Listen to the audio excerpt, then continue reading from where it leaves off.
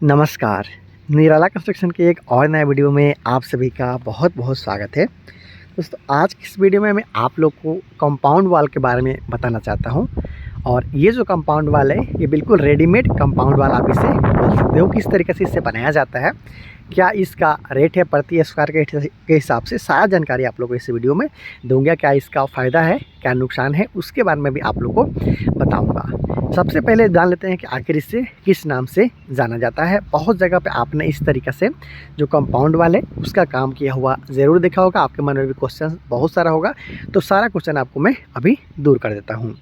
सबसे पहले बात कर लिया जाए कि इसे किस नाम से जाना जाता है, तो बहुत सारे लोग इसे रेडीमेड वॉल बोलते हैं, कुछ लोग इसे कंक्रीट वॉल भी बोल लेते हैं, और कुछ लोग इसे सीमेंटेड वॉल भी बोल लेते हैं। मतलब अपने हिसाब से इसे लोग नाम दे देते हैं। और कुछ लोग इसे स्लैब वॉल भी बोलते हैं, क्योंकि पहले से ये जो स्लैब आप कास्ट देख पा रहे हो, इसका कास्टिंग करके रखा हुआ होता है। उसके बाद में इसका कॉलम के सहारे कुछ इस तरीके से जाम है वो किया जाता है। इसमें दो तरह का जो मटेरियल है वो यूज़ किया जाता है। अंदर चल के आपको दिखाऊंगा पूरा। देखिए, सबसे पहले इसका जो कॉलम है, ये देख पा रहे हो, ये जो कॉलम है पहले से ही कास्ट किया हुआ होता है। उसको साइड पे लाया जाता है। जहाँ पे भी आपको दीवार का काम करना है वहाँ पे कुछ इस तरीक़ा से इसका नीचे की तरफ वाला जो हिस्सा है, लगभग 1.5 से 2 फीट के आसपास तक का जाम है वो किया जाता है, जैसा कि आप यहाँ पे देख पा रहे हो। उसके बाद में फिर जितना दूरी का आपका स्लैब रहता है, जितना दूरी तक आपको करना है, इस तरीक़ा से स्लैब को नापी लेते हुए एक और कॉलम यहाँ पे लगा दिया जाता है। उसके बाद में फिर इसे जाम है वो कर दिया जाता है। उसके साथ साथ आप चाहो तो जो स्लैब है उसको भी ऊपर से नीचे की तरफ डालते हुए इसे जाम कर सकते हो। किस तरीके से किया जाता है चलिए बताता हूँ। देखिए, ये जो कॉलम रहता है इसमें इस तरीक़ा से खाँचा बना हुआ रहता है, देख सकते हो, लगभग 1.5 इंच के आसपास का इस तरीक़ा से यहाँ पे खाँचा है वो बना हुआ रहता है। ये आप देख सकते हो, ऊपर से भी दिखा देता हूँ। देखिए, इस तरीक़ा से ये जो खाँचा है वो बना हुआ रहता है, और इस तरीक़ा से यहाँ पे ये जो स्लैब है उसको डाल दिया जाता है, जैसे कि आप देख सकते हो। इस तरीक़े से यहाँ पे कॉलम आ गया, फिर वहाँ पे कॉलम आ गया, फिर उसके ऊपर में इस तरीक़े से इसको डालते हुए इससे फिक्स है वो कर दिया जाता है। और इसमें काफ़ी सावधानी बरता जाता है। अगर ज़्यादा दूर पे आप कॉलम लगा देते हो, फिर भी लगाने में आपको कठिनाई का सामना है वो करना पड़ता है। इसलिए सही दूरी पे और बिल्कुल सीधा इसका जो ढलाई का काम है उसे किया जाता है। तो एक तो आपका हो गया कॉलम, उसके साथ एक हो गया स्लैब। स्लैब के साथ साथ कुछ इस तरीक़ा से आप इसे फिक्स कर सकते हो, जैसा कि आप यहाँ पे देख पा रहे हो। कॉलम का पहले आपको फिक्स करना है, फिर ऊपर से आपको स्लैब को डालते हुए कुछ इस तरीक़ा से कंपाउंड वाला आप कर सकते हो। दोस्तों, इसके साथ साथ जानते हैं कि आखिर लोग इसके तरफ अग्रसर क्यों हो रहे हैं। ज़्यादातर लोग इस तरीक़ा का जो कंपाउंड वाल है उसको क्यों बनवा रहे हैं, क्या इसका फ़ायदा है। दोस्तों, सबसे पहला जो इसका फ़ायदा है वो है कि बहुत ही जल्दी ये बन जाता है। कहीं भी आपको जल्दी से कंपाउंड वाल करना है तो ईज़िली आप 1 से 2 दिन में ही इतना जो कंपाउंड वाल आप देख पा रहे हो, लगभग 80 फीट बाई 45 फीट के आसपास का ये जगह है। लगभग 1 से 2 दिन में आप इजीली इसको कर सकते हो। तो ये पहला तो आपको टाइम कम लगता है। उसके साथ साथ ऐसा जगह पे जहाँ पे पानी का कमी है, पानी वगैरह नहीं है, साधन नहीं है, तो उसमें भी आप कर सकते हो इसका काम आसानी से। क्योंकि ढलाई पानी का काम सिर्फ वहीं लगता है जहाँ पे आपको कॉलम का जो फिक्सिंग है वो करना है। जैसे कॉलम में 1 फीट बाई 1.5 फीट के आसपास का जगह इस तरीके से आपको फिक्स करना है, उतना ही आपको मसाला का है वो ज़रूरत है। इसीलिए पानी बहुत कम लगता है। और ये पहले से सारा जो ढलाई का काम है वो किया हुआ रहता है, पहले से इसमें पानी डाला हुआ रहता है। इसलिए साइड पर जाकर सिर्फ आपको इसको फिक्स कर देना है।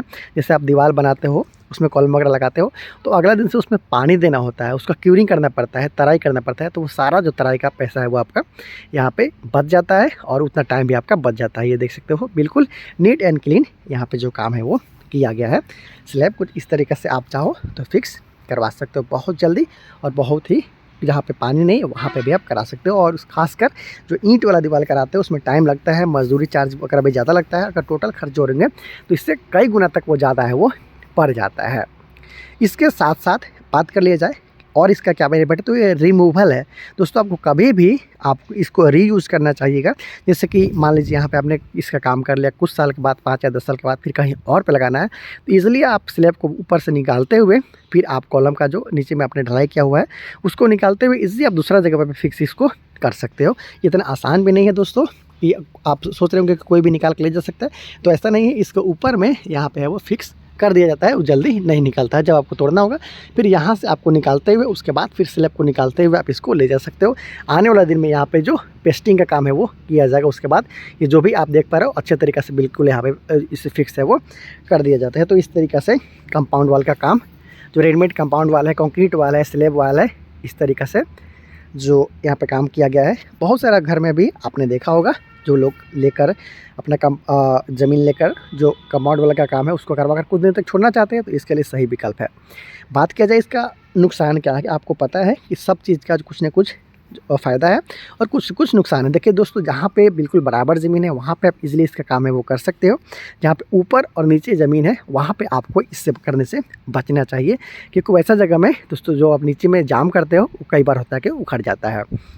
इसके साथ साथ एक और आप काम इसका जो नुकसान है वो है कि अगर आपको ज़्यादा मिट्टी की भराई करना है, 2 फीट से ज़्यादा मिट्टी की भराई करना है, तो वैसा में आपको इसका यूज़ नहीं करना चाहिए, क्योंकि ज़्यादा यहाँ तक मिट्टी आप भर देते हो।